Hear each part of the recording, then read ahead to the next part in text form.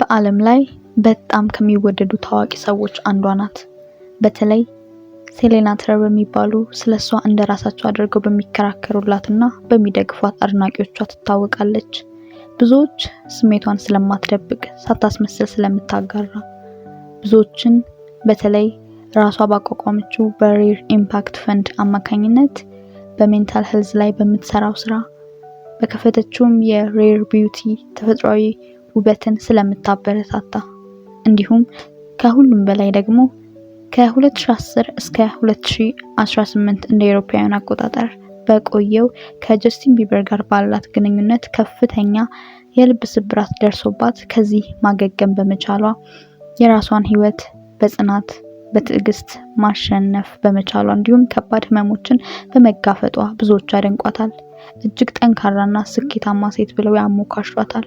ግን እንዴት ይህ ሁሉ ሰው ሊያደንቃትና ሊወዳት ይችላል? ታሪኩን በጥልቀት እስኪ እንመልከት።